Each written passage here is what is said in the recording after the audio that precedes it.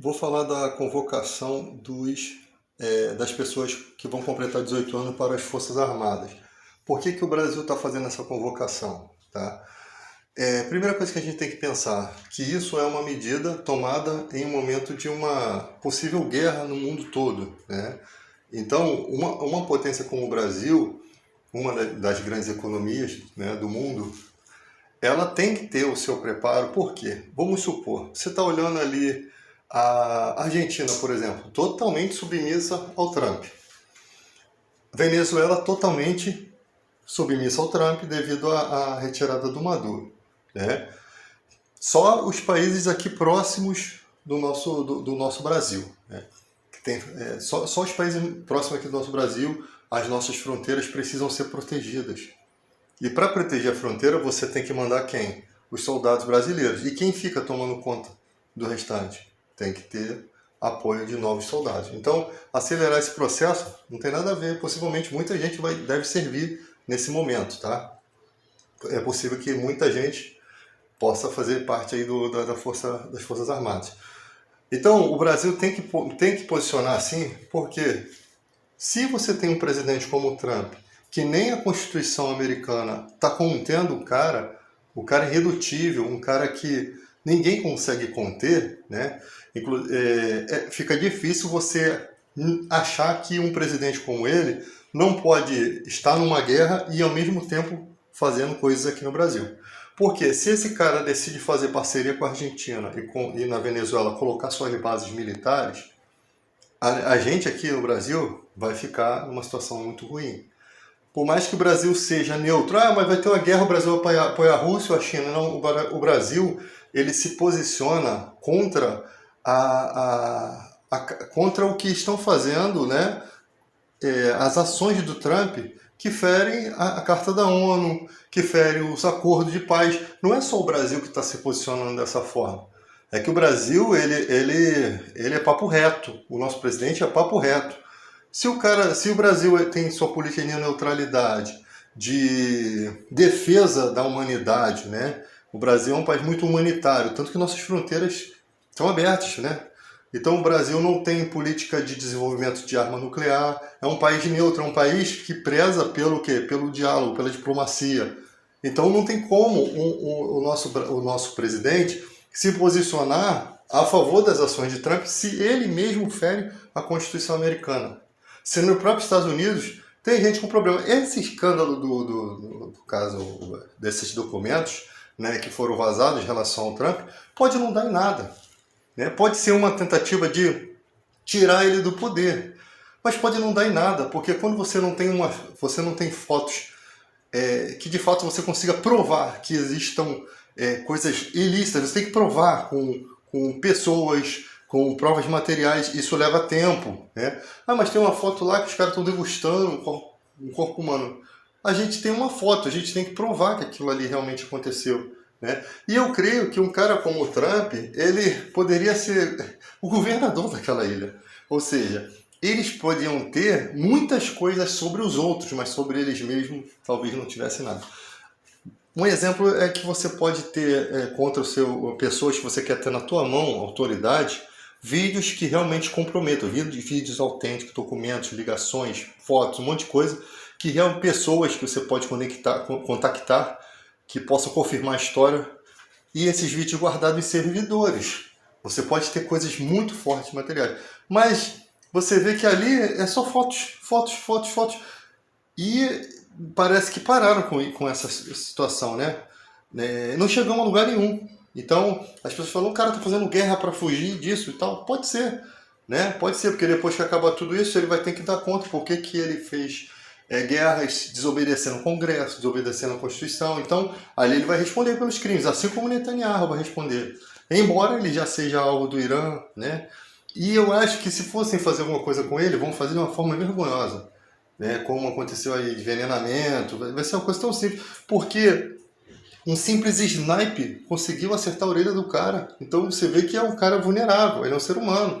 Vulnerável mesmo tendo com todo o aparato ao seu favor, né? Mesmo com a CIA, com o FBI, com todo o aparato ali de Força Federal, a favor dele e mesmo assim não consegue ter proteção, né? Então, o homem em si, relacionado à inteligência ali iraniana, né? E eu fico vendo que a gente não pode confiar nas informações que a mídia dá totalmente ocidentais, porque elas são muito americanizadas. Você viu a declaração do Estadão, ninguém vai chorar pelas vidas do Irã. Que absurdo isso, cara. Um jornal brasileiro se dá um desrespeito com a vida de crianças, de pessoas, porque são crianças, pessoas idosos e gestantes, pessoas que não têm nada a ver com esses movimentos, nem Israel com a questão do sionismo, né, que governa, nem com o regime dos ayatollah e terrorismo e tudo mais. São pessoas que têm suas divergências por conta de ter nascido naquele lugar, com aquela religião, com tudo que foi ensinado, mas são pessoas, são seres humanos como nós, né, que estão numa fase da vida que ainda não desenvolveram ali, como o Brasil é mais desenrolado. Mas o Brasil também já teve fase de racismo, preconceito, escravidão, e isso daí não merecia que caísse uma bomba sobre nós e nos eliminassem, né? Não cabia isso. Então, cada país tem o seu desenvolvimento, a sua cultura, mas esse fulano odeia o outro, mas isso daí é porque tiveram guerras, são situações totalmente diferentes que precisam ser estudadas. Mas o que os Estados Unidos querem no Brasil? A gente tem que lembrar que há um tempo atrás queriam transformar a criminalidade em terrorismo só para ter um pretexto para entrar aqui. Nós temos um território vasto, uma fauna, uma flora, madeira de excelente qualidade, nós temos terras raras, né? Nós temos ouro, nós temos uma floresta muito densa, muito grande, que para desenvolvimento científico é muito importante. Nós temos uma base aérea que é a melhor do mundo, que é a base aérea de Alcântara, economiza 30% de combustível de foguete. Nós temos um potencial incrível, nós somos uma das maiores potências. O que nos impede aqui é tanta corrupção, né? E o presidente Lula e a Dilma foram os que mais investiram em Forças Armadas. Mas há uma desconfiança muito grande de investir em Forças Armadas, porque já tivemos uma ditadura e há pouco tempo tivemos o ministro da Marinha aí envolvido em uma possível ditadura. Então, como é que você fortalece uma força as forças que você não consegue confiar? Essa é a dificuldade do Brasil de ter, né, toda essa desenvoltura em desenvolvimento material. Os tanques nossos. Os tanques são obsoletos na guerra, mas não em relação às nossas guerras das proteções da nossa fronteira, né? Porque os drones são o maior perigo para os tanques. Então o Brasil teria que ter um desenvolvimento muito grande de drones, né?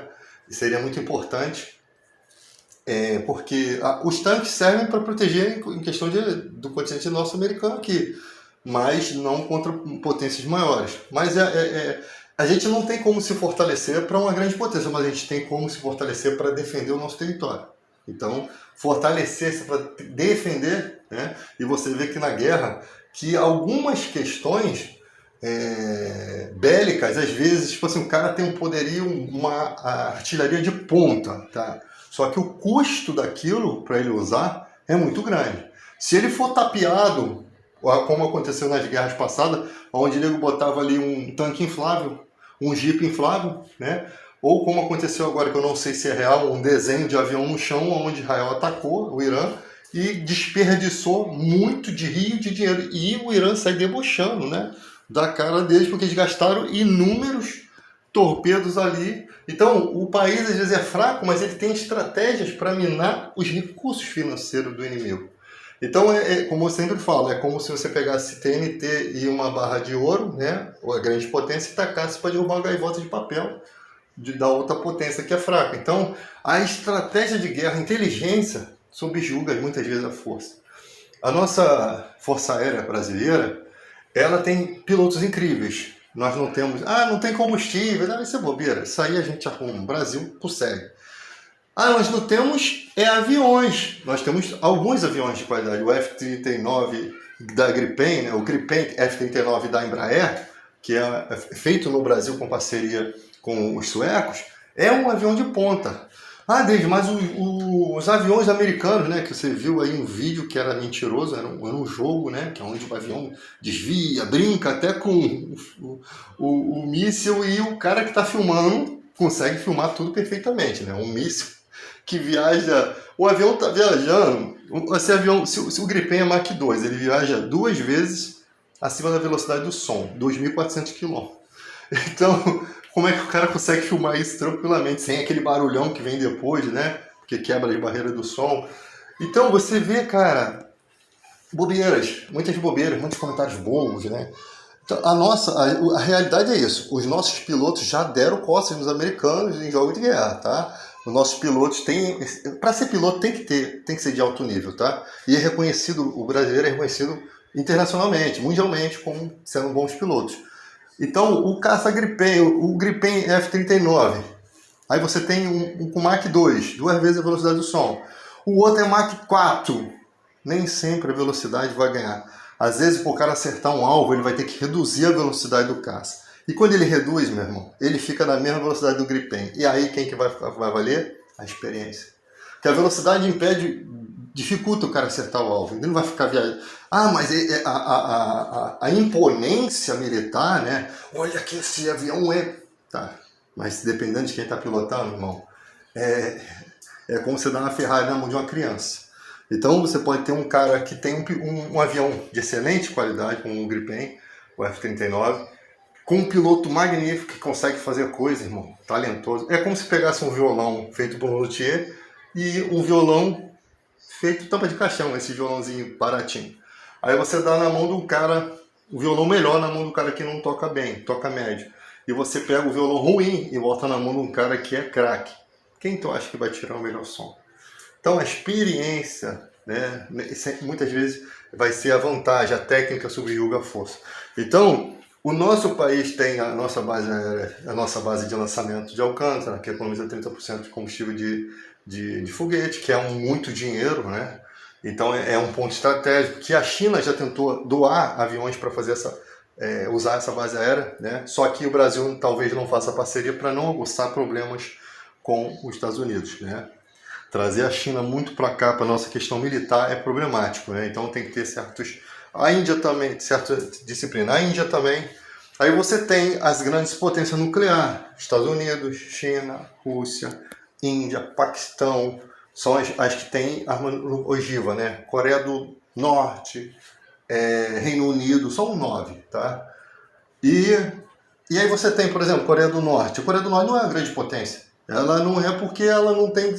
Para se ser considerada grande potência, não basta só ter a ogiva nuclear. A Coreia do Sul é muito mais forte que a Coreia do Norte. Por quê? Porque ela tem muito equipamento de ponta e ela está sobre o guarda-chuva nuclear, que é a proteção dos Estados Unidos. Os Estados Unidos têm a proteção nuclear da Coreia do Sul. Senão a Coreia do Norte ia tentar invadir. Só que a Coreia do Norte não tem uma economia boa, não duraria muito tempo na guerra. A não ser que use as ogivas, que dizem que essas ogivas é até sucata, né? Ele fica lá se vangloriando lá, né?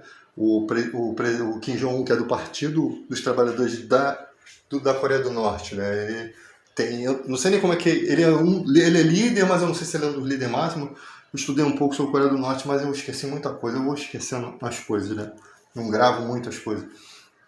Então você tem a Coreia do Sul, ela é a quinta potência do mundo. A quarta ou quinta potência, acho que depois da Índia. Ela tem equipamento de ponta, e também se a Coreia do Norte não tivesse todo aquele materiais ali, e aquele doidão lá, talvez a Coreia do Sul já tinha tomado tudo lá também. Tá? Ao mesmo tempo você tem ali a China, que pode nesse momento tentar tomar Taiwan. Sempre se pensa nisso.